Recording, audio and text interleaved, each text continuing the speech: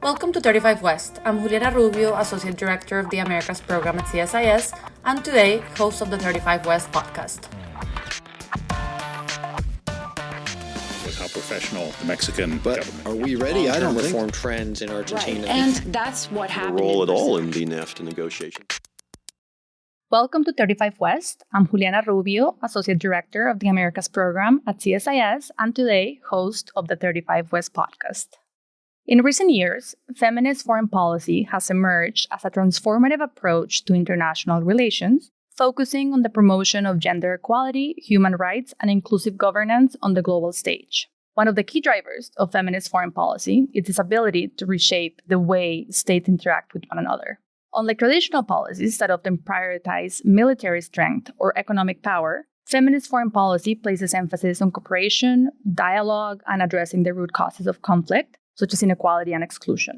Our guest, Arlene Tickner, was appointed as Colombia's first at-large ambassador for gender issues and feminist global policy. Her role represents a pivotal shift in how Colombia approaches foreign relations, moving away from the conventional security-focused strategies and embracing an agenda centered around gender equality, peace, and security. As Colombia seeks to redefine its role in regional and global leadership, it is also challenging the dominance of mano dura, or iron fist policies, which have historically been so popular in Latin America, but often lead to erosion of democracy and human rights. So throughout today's discussion, we'll delve into the core objectives of Colombia's feminist global policy, examine the role of the planned Women, Peace and Security Observatory for Latin America and the Caribbean, and explore how feminist approaches offer a powerful alternative to traditional security measures. So let me begin by introducing Ambassador Tickner, a dedicated feminist with over 30 years of experience in teaching, research, advising, and consulting in the field of international relations. Her research focuses on Colombian foreign policy, security in Latin America, global politics from the Global South perspective, and disruptive approaches to international relations, such as feminist, post-colonial, decolonial, indigenous, critical race, and queer theory. She has authored and co-authored around 100 books, edited volumes, book chapters, journal articles, and working papers. She previously served as Colombia's Deputy Permanent Representative to the United Nations in New York. Ambassador Tickner holds a PhD in International Studies from the University of Miami and a Master's in Latin American Studies from Georgetown University. Thank you for joining us, Ambassador, and welcome. Thank you, Juliana. I'm very pleased to be here. Great. I first wanted to, of course, congratulate you on your appointment. We were just discussing how excited I am to have you here in 35 West. And would like to start by asking you to explain to our audience this concept of feminist foreign policy. As I am sure you're well aware, this concept is not well known or well understood. So could you please explain what this feminist theoretical framework entails and what's this feminist foreign policy? I would like to describe feminism as more an ethos that basically places the dismantling of discrimination, violences, and inequalities rooted in gender and the intersection of gender, social class, race, ethnicity, sexual orientation, disability at its center. Basically, what this ethos seeks is to redress exclusion, the lack of representation and participation of women in their diversity and other vulnerable social groups. And I want to highlight other social groups simply to say that we're not just talking about women and girls. Feminism obviously places at its center and point of departure gender. But we're also talking about different non-hegemonic forms of masculinity in addition to femininity. And I think that's a main misconception of feminism that's broad and widespread and that potentially leads to certain types of contentious debates in countries such as the United States and elsewhere about, how feminist thinking is leaving men and boys out of the conversation. I think that's a falsehood that we need to combat. At root, this means also questioning and denaturalizing patriarchy as a political and social system that's rooted in socially defined gender roles that operate to create oppression and privilege. Meaning, at root, feminism is all about power. And who has power and who does not have power? And how do we go about creating greater justice in terms of those who exercise power with the view of creating greater inclusivity? If I may, I'll go on now to talk about feminist foreign policy. This is a policy that began in Sweden 10 years ago and basically stresses at its root the so-called 3 Rs, rights, representation, and resources. Meaning, in order to go about dismantling patriarchy as this oppressive system that grants greater power to some and less to others, we need to start protecting rights in a very broad sense of women and girls and other vulnerable social groups. And by rights, we're talking about all types of different human rights. Representation, both in the political sphere, but also in different types of decision-making circles, which could also entail the private sphere. And the assignment of greater resources in order to do this. We know when we look at the progress, or I should say lack of progress made on the SDGs related to gender, that one of the main challenges in being able to satisfy the commitments made by all member states of the United Nations has to do not only with the political will to create a gender equality, but actually has to do with the assignment of those resources necessary to go about creating greater gender equality. As feminist foreign policy started expanding to other countries and was implemented by additional countries, including 3 in Latin America, Mexico, Chile, and most recently Colombia, we could say it started kind of increasing the list of priorities and imperatives to be sought out by this distinctive form of policy. So not only, fundamental human rights rooted in gender and gender inequalities, inclusion and participation, but also demilitarization, climate change, development and financing for development, just to name a few. That's great. Thank you for that context. It gives us a clear framework to understand where this policy might be going. And speaking of that, could you please tell us about some of these specific goals of the Colombian global feminist policy and also what your role as ambassador entails? I'll start with my role, which is a tremendously large one, and I assume this designation with humility and a tremendous sense of responsibility. The at-large positions in general signal a government's desire to prioritize certain issue areas. And so by appointing an at-large ambassador for gender issues and feminist global policy, the government of Gustavo Petro and Francia Marquez has now gestured towards the priority that it places on gender issues and feminist causes or principles, as I've described them. I think this ties very much into the kind of general mindset that the government has laid out in its National Action Plan that espouses feminist values without having to name them as such. At the core of our National Action Plan is the idea that we can't achieve meaningful change and transformation without placing women at the center. We have a slogan that characterizes also the National Action Plan, Colombia World Power for Life, which may sound a bit pretentious, but I think it's a genuine push to place the importance of life, human and non-human, meaning the environment as well, at the center of all political and economic and social activities. And as we well know, women play key roles in the protection of life and the caring for life, both in Colombia and elsewhere. So this has also been a bid to, or a gesture towards feminist principles. And also the notion of total peace, which I'll go into after when we get to that issue, places human security, and I would call a more feminized view of human security, also at the center of its approach to peace building. So kind of tying into this, we have a feminist foreign policy whose key objective is to promote and guarantee the rights of women and LGBTQI people, ensuring gender equality and non-discrimination in our bilateral relations, in our multilateral activities, and ideally in our consular affairs, which is a bit more difficult. But in consular activity, we actually see most crucially, I think, in many countries, starting with Colombia, the need to have a gender-sensitive, if not transformative lens in the attention that we give to co-nationals from Colombia and elsewhere. Given the increase in issues such as migration and human mobility, increasingly we find ourselves challenged to be able to address the differential needs of certain migratory populations, such as women and girls, in a sensitive and more effective and meaningful way.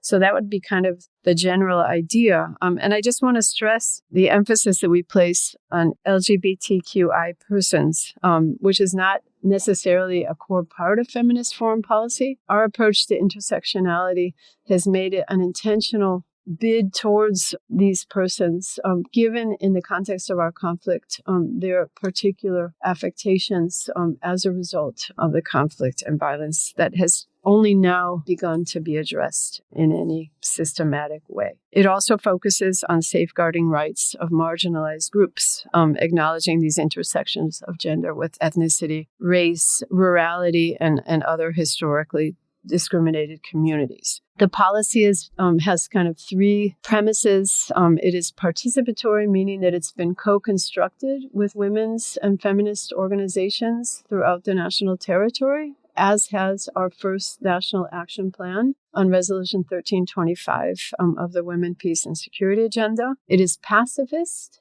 which is not something that all countries that have feminist foreign policies espouse, and it's intersectional. And then we have a whole number of general goals, which I probably will not bore your audience with, but we've basically prioritized a series of issue areas that we will be working on.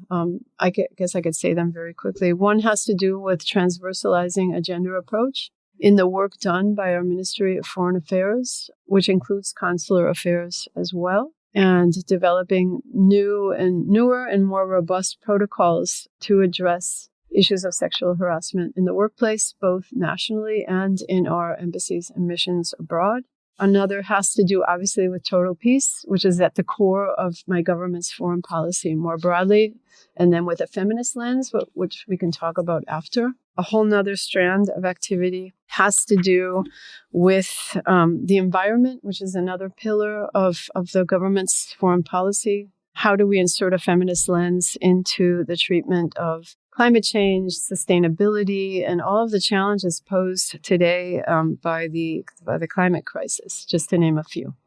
Thank you so much, Ambassador. As you will mention, Colombia, under the leadership of its new government, it's really stepping in with a forward-thinking agenda, right? That highlights that intersection of gender and diplomacy and all of these other aspects that you have mentioned. So how do you see this new approach to foreign policy changing Colombia as a regional leader in approaching the most pressing challenges? And, for instance, how would you see the global feminist policy as a vehicle to reshape the way states relate to each other, or maybe as a way to find more avenues for cooperation and exchange of ideas? In general, let me just point out that the government of Gustavo Petro and Francia Marquez is the first progressive government of the left to be elected in the history of Colombia. One of the most unequal countries, in Latin America, if not the world, with a very long history of violence, as we know. So just that result points to a tremendous shift in both our domestic policy and our foreign policy. Having pronounced that we also subscribe to a feminist foreign policy, I would say that my government is taking a much more vocal stand towards gender issues and issues of gender inequality and discrimination and whatnot than previous governments had taken. So just by pointing that out, we have, a fundamental shift. But more broadly, I just want to point out several reasons why I think a feminist foreign policy is not only needed in my country, but perhaps across the world. And going back to my idea that feminism, above all, we could describe as an ethos with certain principles. As a matter of justice, I would say the empowerment and protection of the rights and the inclusion in distinct leadership and decision-making roles of women, girls, and other vulnerable social groups is simply a matter of social justice, given their exclusion historically in countries such as Colombia, if not across the globe. Second, there's just a lot of empirical evidence that the participation of women in other, we could say, social groups that share a feminist ethos or principles in peace processes and other types of negotiations leads to more sustainable and lasting agreements. This is an empirical fact. And so increasing the participation of women and other like-minded social groups in these processes actually leads to better negotiation results. We could talk in general about women and men in their diversity that share, again, feminist values and principles in the sense that they tend to be more progressive and willing to adopt commitments to the types of social, political, and economic transformations that Colombia, if not the world, require. And in general, gender equality is strongly linked to the quality of democracy and the protection of rights, both in my country and across the world. I think in general, the world would be a better place if more women and persons with a feminist sensibility were in charge, given that most state behavior is masculinized and at the core of many of the different problems that the world faces today. So I think there's any number of reasons why a feminist sensibility, we could say, could be an important way to go about addressing the different types of problems that the world faces. But more specifically, in the case of Colombia, I think what my country aspires is to change the terms of the global conversation and the regional conversation on key issues related to inequality, poverty, defense of rights, democracy, peace, and whatnot, and the environment, and is aspiring to make use of a feminist lens in order to make a case for the need to change the ways in which we go about addressing all of these issues. And again, just going back to the SDGs, we have a situation today we're at the half point of the 2030 agenda of the United Nations that the entire world has signed on to. And we are sorely behind in satisfying many, if not all, of the commitments related to gender and everything else that the world has made. It's really time that we start thinking about how to go about changing course and adopting more audacious positions in order to confront the different challenges that we face as a global community and in order to satisfy these commitments that different member states have made. And my government strongly believes that a feminist sensibility, at least I believe that, is one route through which we could go about achieving some of these goals. Yeah, and you mentioned Colombia's history with violence, and I wanted to shift to the topic of security a bit more because Colombia is poised to, as I mentioned at the beginning, become the host of the Women, Peace and Security Observatory for Latin America. So I wanted to ask you about this center. What is its goal? What does the work entail? And how do you think it could change the way in which we're studying peace, conflict, violence in the region? This observatory, which is very much a work in progress, was part of a commitment with the State Department of the United States, actually, to create a regional center of excellence. The State Department and its gender ambassador are in the process of signing similar agreements with several other counterparts in Kosovo and the Philippines, with an eye to creating regional centers to talk about the women, peace, and security agenda. We have since renamed ours the Observatory, but the aims are pretty much the same. I should probably mention that Georgetown University is also a partner in this process. I say it's a work in progress because it's just in its initial phases. But as Colombia's at-large ambassador, I have actually thought through the types of activities and objectives that we would like to pursue. The Women, Peace, and Security Agenda, we know, is an offshoot of Resolution 1325 of the UN Security Council, which next year will be having its 25th anniversary. And essentially, this was a landmark resolution in the sense that it put women's issues and gender issues on the radar of the Security Council and debates within the context of the United Nations on security. And since then, a very large number of countries have adopted national action plans to advance on the Women, Peace, and Security agenda. Colombia is actually a latecomer in this process in the sense that we have undergone a decades-long armed conflict. We have actually adopted any number of decisions and processes related to the Women, Peace, and Security agenda, and yet we are only now completing the finalization of our first national action plan. Colombia's 2016 Peace Accord is celebrated globally for having adopted a transversal approach to gender in all of the components of the Peace Accord. Whereas the negotiation began with the FARC, with two negotiating sides made up almost completely of men, as occurs in most of the world.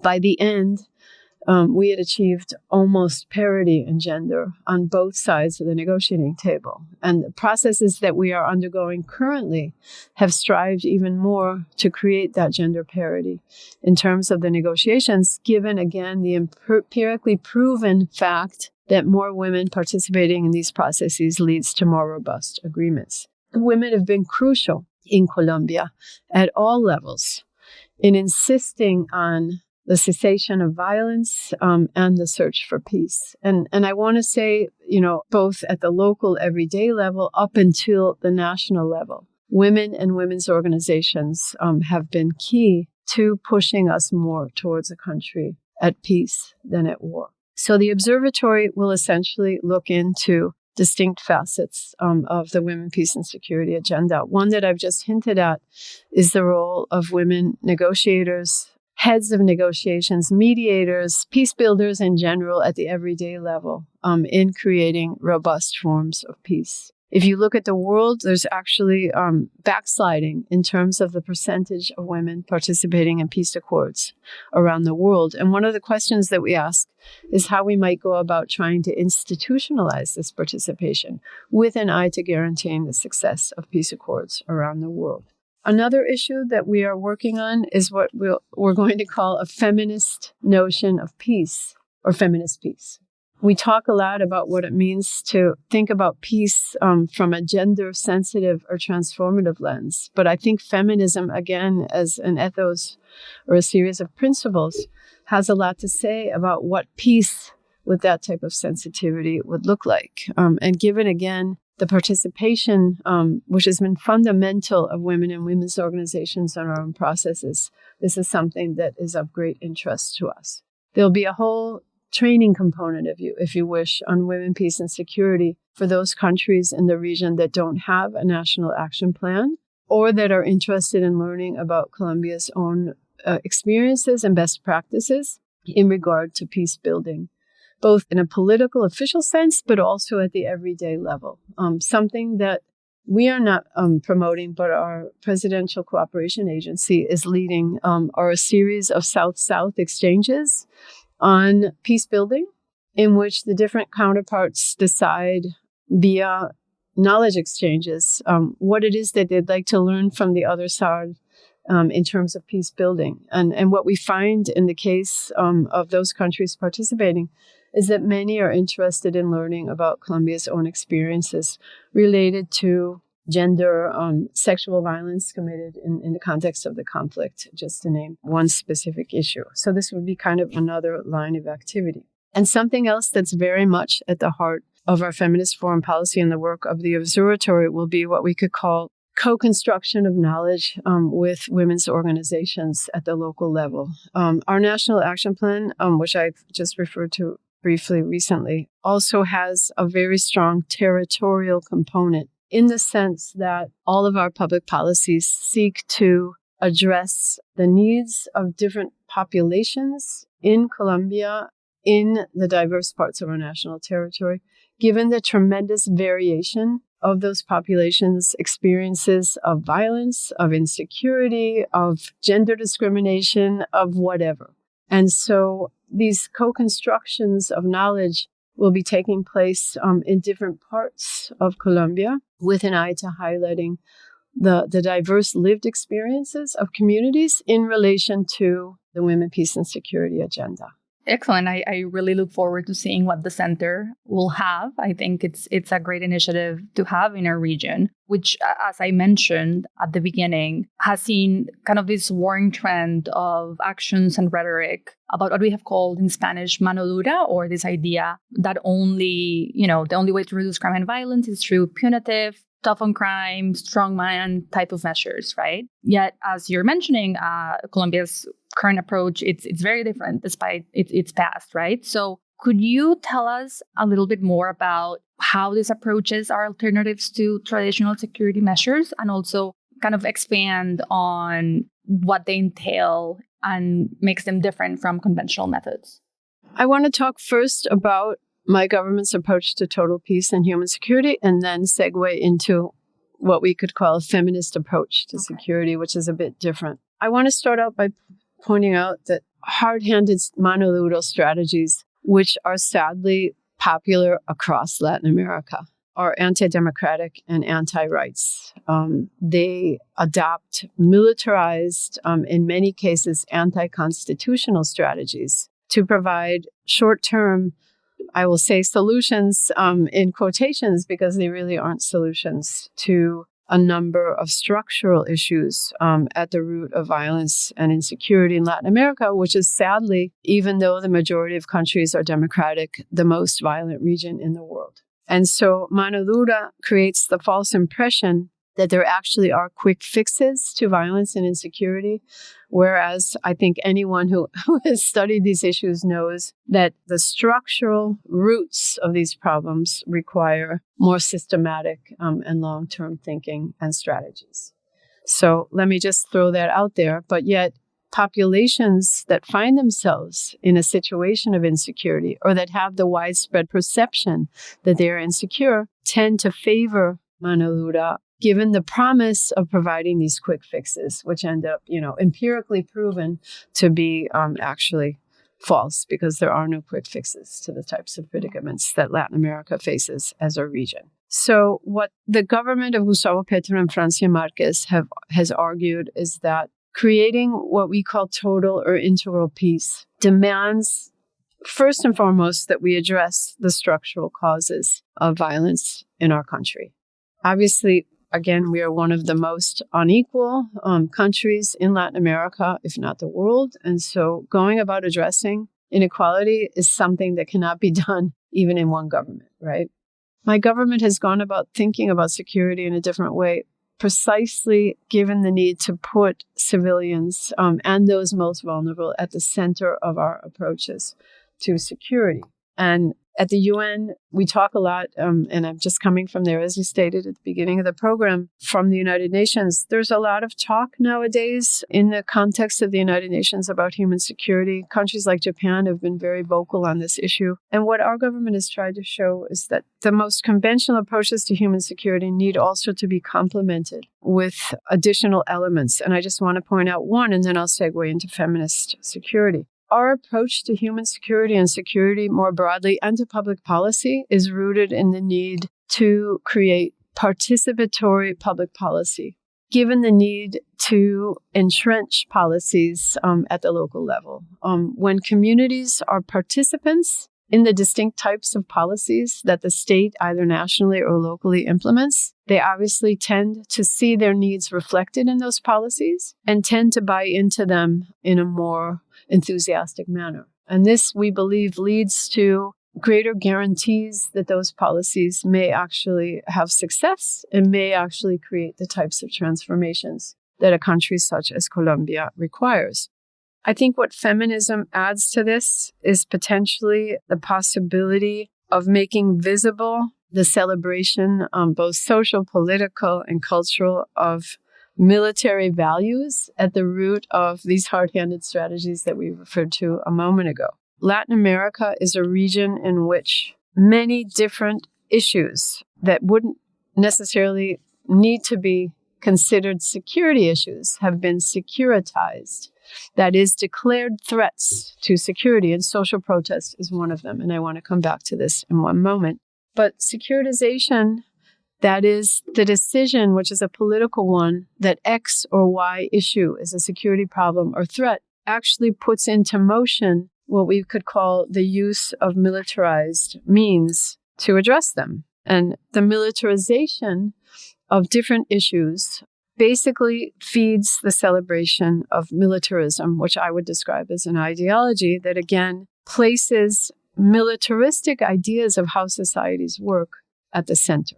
This is not the way to go about creating human security, and much less so peace, would be my argument. And so feminism allows us to make these issues visible. We find it quite natural in a city such as Bogota that the armed forces patrol our streets, as we do in many other cities in Latin America. And yet it is not at all normal or natural that this happen.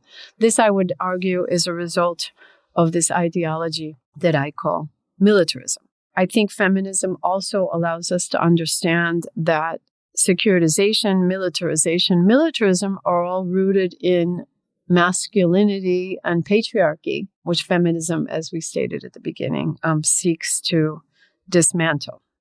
You mentioned, this myriad of approaches that make a lot of sense, I think, to a lot of citizens, but something that appeals also to many when it comes to these other approaches of tough on crime, mano dura that we've been discussing, is that at least in the short term, they seem to deliver results. Whereas what you're mentioning, it's rooted in focusing on the long-term solutions, but they're technically, institutionally, monetarily, and time intensive, right? So from your position and from what the government of Colombia is trying to do, how can we address these short-term concerns while, as you say, simultaneously laying the groundwork for long-term solutions? I would like to debunk what I think is one myth, and that is that these other forms of security strategies are more expensive.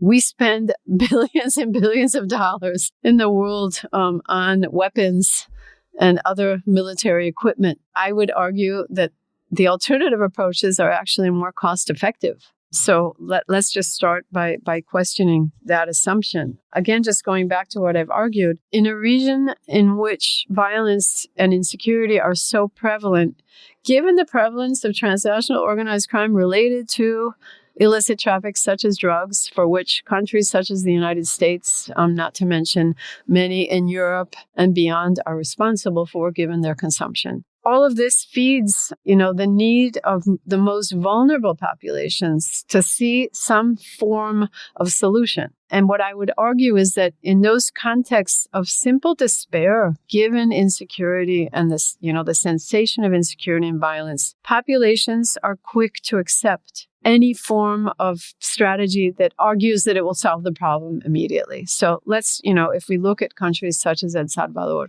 the tremendous popularity of President Bukele's strategy, across the region, I think speaks to this. And yet I am hard pressed to think that putting everyone in jail and creating super prisons provides a long-term solution to insecurity and violence. So I would counter that there are ways to go about creating alternative forms of security strategy in the short term that feed into changes in the long term. What's hard to, offer short term is that we're going to fix issues of insecurity and inequality that are so deeply and structurally rooted. So police reform is one thing that I think many countries have now accepted as an urgent need. The reform process is not a long one. Many countries in Latin America are undergoing, as is Colombia, a conversation about how to create police reform in such a way that policing activity is respectful of the human rights of our citizens. I would hope gender sensitive, non-racist, among other forms of, feminist predispositions without calling them feminist. The demilitarization of policing activities is something that, is not a long-term bid, but could actually be decreed quite quickly. The transversalization of gender in policing and military activities is something that's actually been going on for some time, but if political will were increased to enforce it, I would argue would lead to, a quick change in the way in which policing itself is conducted. So these would be just a few ideas about how I think in the very short term, at little cost, less cost than what is currently being expended on security policies, we might actually go about doing things differently. Ambassador, this has been an illuminating conversation for what I think are a variety of lesser known approaches and lines of action. But as we close, I would like to ask you, is there anything we didn't cover or anything else you would like to add? Yes, I think I would like to end with my concern about the political backlash that the term feminism generates in many, in particular, conservative circles. I think this has much to do with a misunderstanding, first of all, about what feminism and feminist foreign policy is all about. But I think second, it has to do with the fear and the insecurity produced by the transformations that feminism and feminist foreign policy are calling for. This is largely the result of the very coordinated and informed and well-funded strategies of what we could call the extreme right or conservative circles that are present across the globe. And I think it's important that we combat this misinformation and explain more broadly what feminism and feminist foreign policy is all about. In my mind, if we look at the world today, plagued by multiple forms of intersecting crises, growing polarization, doom in the eyes of many youth, I think we most definitely have to start creating new ways of approaching how we live in and with the planet and how we live together, respecting our differences and devising distinct means of resolving what it is that we don't agree upon. And I do believe that feminism and feminist foreign policy provides one way of going about doing that. Ambassador Tickner, thank you so much. You indeed have a full plate of work ahead of you, but we thank you for taking the time to be in 35 West. Thank you so much. For you, thank you for joining. Stay tuned for the next episode of 35 West.